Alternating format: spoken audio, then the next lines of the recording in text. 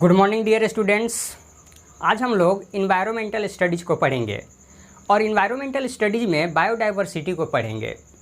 Biodiversity का मतलब क्या होता है, उसको हम लोग हिंदी में जैव विविधता के नाम से जानते हैं।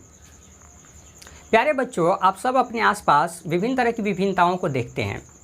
जैसे कि आप मानव को ही देखिए, मानव में जो विभिन्न तरह की प्रजातियाँ हो सकती हैं, उनमें जो जीन का जो गुण होता है अलग अलग हो सकता है। उनकी कद काठी, रूप, आकार अलग अलग हो सकते हैं। जैसे कि हम लोग देखते हैं कि मानव में रंग की बात करें तो किसी का सांवला रंग होता है, काला होता है, गोरा होता है। उसी तरह से ऊंचाई के आधार पर बात करें, कद की आधार पर बात करें तो किसी की हाइट, किसी की कद 6 फीट होती है, किसी की 7 फीट हो सकती है, किसी की 5 फीट होती है, तो किसी का 2 फीट भी कद होता है। ठीक है, इसी तरह से हम लोग देखते हैं कि पृथ्वी के अलग अलग हिस्सों में, विश्व में पूरे मानव में भी विभिन्न तरह की विभिन्नताएं पाई जाती हैं। उसी प्रकार से हम लोग जानवरों में भी देखते हैं। जानवरों में आप देखेंगे कि जैसे गधे, खच्चर, घोड़े, ठीक है। उसी प्रकार से बिल्ली में भी आप देखेंगे कि बिल्ली प्रजाति में ही देखिए, जैसे कि छोटी बिल्ली का होना, ठीक है। और साथ ही साथ शेर, चीता, बाघ, इस तरह की प्रजातियां एक ही तरह की बिल्ली प्रजाति में पाई जाती हैं।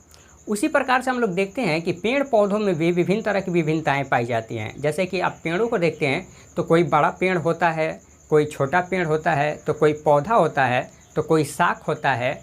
इसी प्रकार से हम लोग देखते हैं कि पृथ्वी के हर एक हिस्से पे, जैसे कि अगर पृथ्वी को हम लोग 3 भागों में बांट के देखें, जैसे कि मान लीजिए कि जल, थल, ठीक है, और वायु में देखा जाए तो जल में भी विभिन्न तरह के जीवन पाए जाते हैं। पृथ्वी पे जो स्थलीय भाग है, स्थलीय भागों में पहाड़ी क्षेत्र आ सकता है, ठीक है।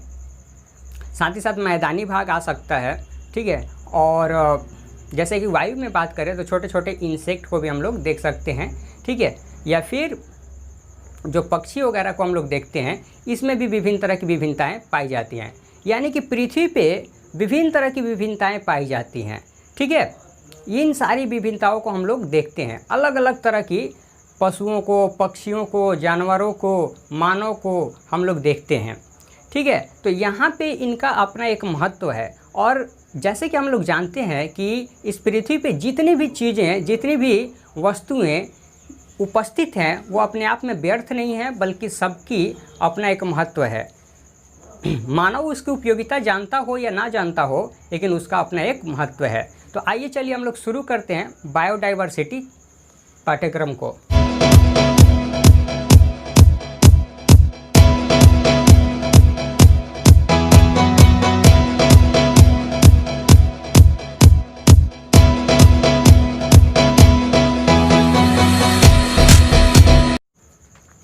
तो बायोडाइवर्सिटी यहाँ पे कहने से मतलब क्या है? तो बायोडाइवर्सिटी यानी कि जैव विविधता, हिंदी में हम लोग इसको बोलते हैं, ठीक है। बायोडाइवर्सिटी ये जो शब्द है,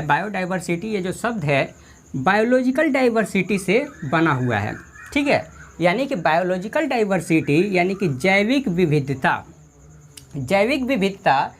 ये जो बायोलॉजिकल डाइवर्सिटी है, इसका सबसे पहले नाम सोशियोबायोलॉजिस्ट ने, ठीक है, यानी कि सामाजिक जैव वैज्ञानिक ने नाम दिया था, जिनका नाम था ईओ विल्सन ने, ठीक है। तो ईओ विल्सन वो पहले व्यक्ति थे जिन्होंने 1985 में बायोडाइवर्सिटी शब्द का सबसे पहले प्रयोग किया था।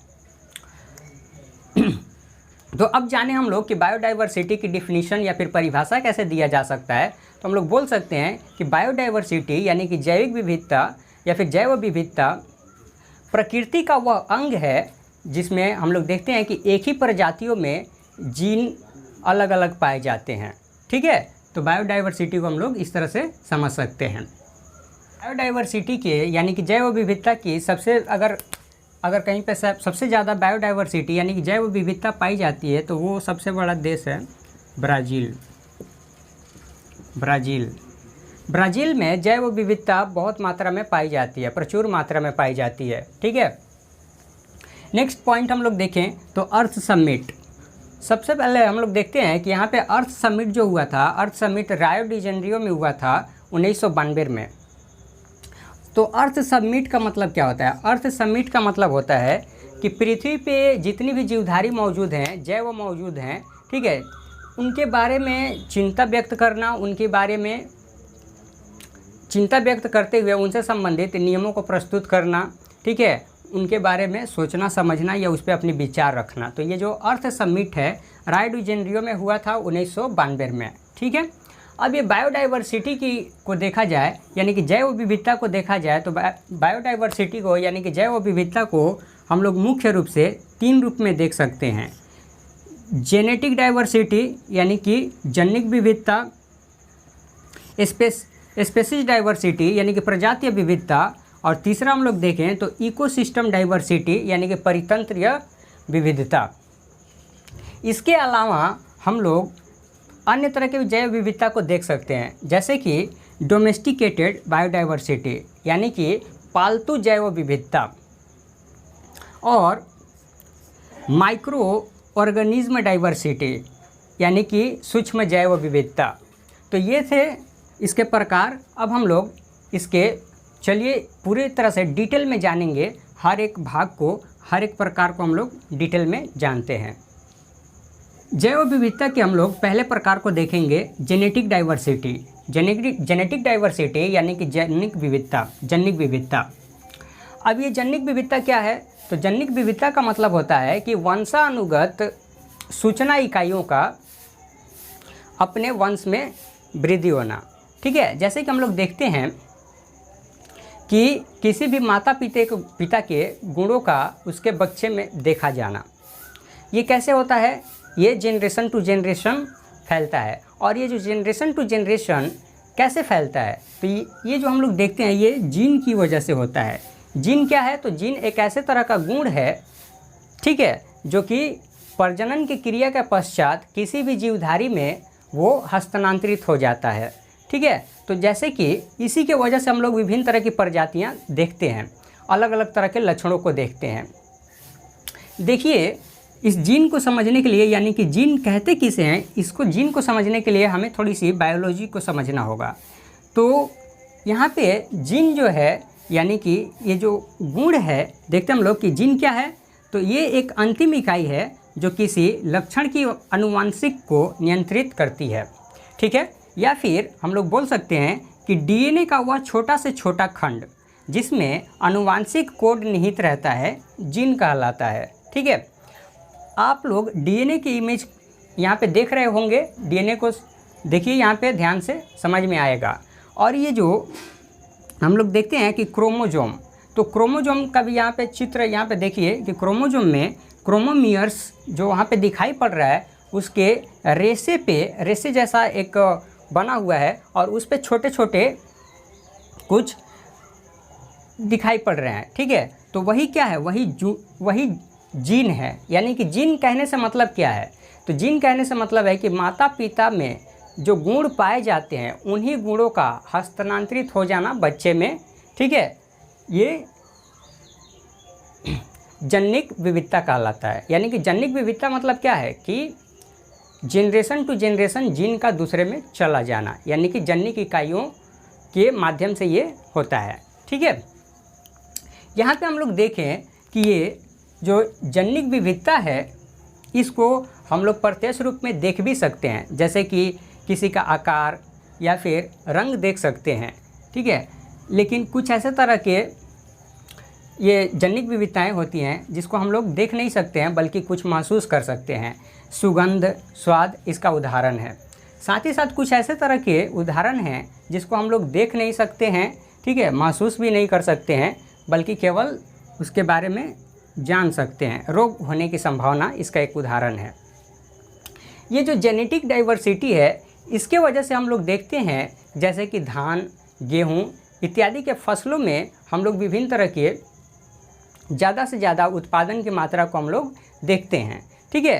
तो ये जो जेनेटिक डाइवर्सिटी है, यानी कि जनिक विविधता है, ये जीवधारियों में जितनी ज़्यादा जनन करने की, यानी कि प्रजनन करने की क्षमता होगी, उतनी ज़्यादा जैव विविधता होगी। जिन जीवधारियों में प्रजनन करने की क्षमता कम होती है, उनकी धीरे धीरे जो प्रजातियां हैं विलुप्त होते जाती हैं। इसीलिए जेनेटिक डाइवर्सिटी के लिए, यानी कि जनिक विविधता के लिए ज़्यादा से ज़्यादा प्रजनन की क्षमता होनी चाहिए, तभी ये क्या होगा, ये अपने प्रजाति को सुरक्षित रख पाएगा। इसको हम लोग एक उदाहरण के द्वारा बहुत अच्छे तरीके से समझ सकते हैं। जैसे कि विवाह के वक्त पे हम लोग देखते हैं कि अक्सर लड़की वालों के घर में उसके माता पिता के बारे में या फिर उसके वंशज के बारे में पूछा जाता है, या फिर लड़के के वंशज के बारे में पूछा जाता है। तो ऐसा ये क्यों पूछा जाता है? इसलिए पूछा जाता है क्योंकि इसका कारण ये है कि कहीं इसके पूर्वजों में किसी अलग तरह की प्रजाति, ये कौन सी प्रजाति के हैं, इनके अंदर कौन सी गुणवत्ता है, या इनमें ये सही प्रजाति के हैं या नहीं हैं, ठीक है। तो इनका मूल प्रजाति क्या है, उसको समझने के लिए ये विभिन्न तरह की बातों को जाना जाता है। साथ ही साथ आप लोग देख सकते हैं कि जानवरों में जब प्रजनन की क्रिया कराई जाती है तो उनके जो बच्चे होते हैं उसमें विभिन्न तरह के गुण पाए जाते हैं, ठीक है, यानी कि उनके माता पिता का ही गुण होगा, ठीक है। लेकिन जानवरों में चूँकि हम लोग देखते हैं कि जो पिता होता है वो अलग अलग समय में अलग अलग होता है, तो वो जो जीन की जो गुण है, ठीक है, यानी कि जीन जो है वो अलग अलग तरह से पाए। जैव विविधता के हम लोग दूसरे प्रकार को चलिए देखते हैं, स्पेसीज डाइवर्सिटी। स्पेसीज डाइवर्सिटी यानी कि प्रजातीय विविधता। प्रजातीय विविधता कहने से क्या मतलब है, तो चलिए देखते हैं हम लोग। किसी भी क्षेत्र में उपस्थित पौधे और जंतुओं की प्रजातियाँ की संख्या है, जो संख्या होती है उसकी प्रजातीय विविधता कहलाती है, ठीक है। यानी कि किसी भी क्षेत्र में जो पौधे उपस्थित होते हैं या फिर जंतु की जो प्रजातियां उपस्थित होती हैं, वही क्या है, उसकी जो संख्या है उसकी प्रजातीय विविधता कहलाती है। यह विविधता जो होती है प्राकृतिक और खेतियर दोनों रूप में हो सकती है। प्राकृतिक का मतलब क्या होता है? प्राकृतिक का मतलब होता है कि जो प्रकृति द्वारा निर्माण किया गया है, यानी कि जिसको ग्रोथ करने के लिए, जिसका निर्माण करने के लिए या बनाने के लिए किसी भी तरह से मानव ने एफर्ट नहीं लगाया है। और खेतियर मीन्स क्या होता है, तो खेतियर का मतलब होता है कि जिसका खेती किया जाता है, यानी कि जिसका उत्पादन किया जाता है, ठीक है। तो यह जो विविधता है प्राकृतिक और खेतियर दोनों प्रकार की परितंत्रों में देखी जा सकती है, ठीक है। ये जो प्रजातियों की दृष्टि से हम लोग देखें तो प्रजातियों की दृष्टि से कुछ क्षेत्र जो होते हैं वो दूसरे क्षेत्र से ज़्यादा समृद्ध होते हैं। यानी कि ज़रूरी नहीं है कि सारे के सारे क्षेत्र में जो प्रजातियां होंगी एक समान होंगी, ठीक है। हर क्षेत्र में अलग अलग तरह से हम लोग देखते हैं प्रजातियों को और उनकी मात्राओं को, तो उनकी मात्राएं भी अलग अलग होंगी, उनकी प्रजातियां भी विभिन्न तरह की हो सकती हैं। उदाहरण के तौर पे अगर हम लोग देखें इसको तो कुछ फसली बागानों को देखें। फसली बागान कहने से मतलब क्या है कि जिसको कि खेती के रूप में उत्पादन किया जाता है। जैसे कि देख लीजिए इमारती लकड़ी। इमारती लकड़ी मीन्स क्या होता है, इमारतों में इस्तेमाल करने के लिए जिस लकड़ी का इस्तेमाल किया जाता है, ठीक है। तो जनरली हम लोग देखते हैं कि इमारती लकड़ी की खेती की जाती है इस उद्देश्य से ताकि उसको बेच के ज़्यादा से ज़्यादा आर्थिक फ़ायदा पहुँचाया जा सके। तो यहाँ पे केवल एक ही प्रकार की क्या होगी, प्रजाति पाई जाएगी। जबकि दूसरे क्षेत्र में हम लोग देखते हैं कि प्राकृतिक वन, तो प्राकृतिक वन में क्या होता है, प्राकृतिक वन में इमारती लकड़ी भी पाई जाएगी और विभिन्न तरह की लकड़ियाँ भी पाई जाएंगी, जिससे कि हम लोग देखते हैं कि प्राकृतिक जो वन है इस पे आम जनता यानी कि साधारण लोग भी उस पर क्या आश्रित रहते हैं। जैसे कि लकड़ी हो गई जलावन के लिए, फल हो गई या फिर रेशा हो गया, तो इन सारी चीज़ों को उससे आसानी से प्राप्त करते हैं, ठीक है। तो प्राकृतिक वन जो होते हैं, जो फसली बागान होते हैं, फसली बागानों की तुलना में प्राकृतिक वनों में विभिन्न तरह की लकड़ियां पाई जाती हैं और इसमें विभिन्नताओं की जो मात्रा होती है ज़्यादा होती है, जिससे कि आर्थिक लाभ फसली बागानों की तुलना में ज़्यादा पहुंचता है, ठीक है। तो यहाँ पे हम लोग देख सकते हैं इसको। साथ ही साथ हम लोग देखें तो ये जो प्रजातीय विभिन्नता है प्राणियों में भी देखी जाती है। प्राणियों की विभिन्न तरह की प्रजातियां एक दूसरे से भिन्न होती हैं, एक दूसरे से अलग होती हैं, ठीक है। जैसे कि उदाहरण के तौर पे अगर देखा जाए तो घोड़ा और खच्चर यानी कि गधा, ठीक है। तो या फिर सिंह और बाघों को देखा जाए तो ये घोड़े और खच्चर जो हैं दोनों की क्या है, प्रजातियां अलग अलग हैं। सिंह और बाघ की क्या है, दोनों की प्रजातियां अलग अलग हैं, लेकिन इसमें केवल इतनी ही समानता है कि ये दोनों की दोनों जो पशु हैं और पशु में भी जन्निक समानताएं हैं, दोनों ही क्या करते हैं, जन्निक समानताएं हैं यानी कि जन्म देने का कार्य करते हैं, और स्तनपायी हैं। ठीक है, इसको हम लोग देख सकते हैं। अब यहाँ पे ये जो स्पेसीज डाइवर्सिटी है यानी कि प्रजातीय जो विविधता है, इसमें कंजर्वेशन जो साइंटिस्ट हैं यानी कि संरक्षण वैज्ञानिकों ने प्रजातियों की ये जो प्रजाति विभिन्नता है, लगभग प्रजातियों विभिन्नता को 18 लाख प्रजातियों के रूप में इन्होंने पहचाना है। अभी भी विभिन्न तरह की प्रजातियों में जो स्पेसीज हैं यानी कि स्पेसीज डाइवर्सिटीज़ हैं, जो कि प्रजातीय विभिन्नताएं हैं, अभी भी उस पर खोज चल रही है। विशेष करके हम लोग देखते हैं कि जो कीट पतंग है उसमें विभिन्न तरह की प्रजातियां अब पाई जा रही हैं। ठीक है, तो ये जो हिस्सा है ये पूरे पृथ्वी का बहुत ही कम अभी हिस्सा है, अभी इस पर बहुत ज़्यादा खोज भी चल रही है। ठीक है, तो फिलहाल हम लोग देखते हैं कि 18 लाख प्रजातियाँ यहाँ पे मौजूद हैं, प्रजातिक विभिन्नताएँ मौजूद हैं। हॉट स्पॉट ऑफ डाइवर्सिटी किसे कहा जाता है? हॉट स्पॉट ऑफ डाइवर्सिटी यानी कि विविधता का मुख्यालय। तो विविधता का मुख्यालय किसे कहा जाता है? तो ऐसे तरह का क्षेत्र जहाँ पे कि प्रचुर मात्रा में यानी कि अधिक मात्रा में विविधताएं पाई जाती हैं, जैव विविधताएं पाई जाती हैं, उसको हम लोग जैव विविधता का मुख्यालय कहते हैं। मुख्य रूप से हम लोग देखें तो जैव विविधता 15 देशों में प्रचुर मात्रा में पाई जाती हैं। उन 15 देशों में हम लोग देख सकते हैं कि ऑस्ट्रेलिया, ब्राज़ील, चीन, Colombia, Ecuador, Bharat, Indonesia, Madagascar, Malaysia, Mexico, Peru, Zaire, ये सब देश हैं। तो हम लोग देख सकते हैं कि भारतवर्ष भी एक ऐसा देश है जहाँ पे कि जैव विविधता की प्रचुर मात्रा पाई जाती है। चलिए आगे देखते हैं। अगला देखते हैं हम लोग number 3, ecosystem diversity. Ecosystem diversity यानी कि परितंत्र विविधता। परितंत्र विविधता को हम लोग आवासीय विविधता भी कह सकते हैं। ठीक है, इसका दूसरा नाम आवासीय विविधता है। इकोसिस्टम डाइवर्सिटी या परितंत्र विविधता किसे कहते हैं, चलिए जानते हैं। तो किसी भी जीव या जीवों का समुदाय प्राकृतिक रूप से जिस वातावरण में निवास करता है, तो उनके आवास की विविधता ही परितंत्र विविधता है। यानी कि हम लोग देखते हैं कि जो जीवधारी होते हैं वो विभिन्न तरह के स्थानों पे रहते हैं। ठीक है, इस तरह के स्थानों में हम लोग देखते हैं कि ये जो परितंत्र है, इस तरह के परितंत्रों में क्या क्या आ सकते हैं, तो जैसे कि वन हो गया, घास स्थल हो गया। घास स्थल मतलब जहाँ पे मैदानी भाग है, घास उगे हुए हैं, ऐसे तरह के स्थान, रेगिस्तान और पर्वत। ठीक है, तो रेगिस्तान में भी जीवधारी बसते हैं, और पर्वत, ठीक है, पर्वतों में भी विभिन्न तरह के जीवधारी पाए जाते हैं, जानवर पाए जाते हैं। ठीक है, जैसे कि भूस्थल आते हैं और भूस्थल भी आते हैं। साथ ही साथ अगर हम लोग देखें तो नदी, झील, इस तरह के परितंत्र भी शामिल हैं। ठीक है, तो सिंपली यानी कि साधारण रूप में हम लोग इकोसिस्टम डाइवर्सिटी को देखें तो ऐसे तरह के प्राकृतिक स्थल जिसमें कि मानव ने किसी भी तरह से एफोर्ट नहीं लगाया है, किसी भी तरह से प्रयास नहीं किया है उसको बदलने के लिए। ठीक है, तो ऐसे तरह के कुछ हिस्से आते हैं, कुछ ऐसे तरह के क्षेत्र आते हैं, और कुछ ऐसे तरह के क्षेत्र आते हैं जिसपे कि क्या हो सकता है कि मानव ने उसको अपने अनुसार बनाया हो, जैसे कि जंगली हिस्सों को काट के खेती नुमा बनाना। ठीक है, और वहाँ पे आवास स्थल तैयार करना।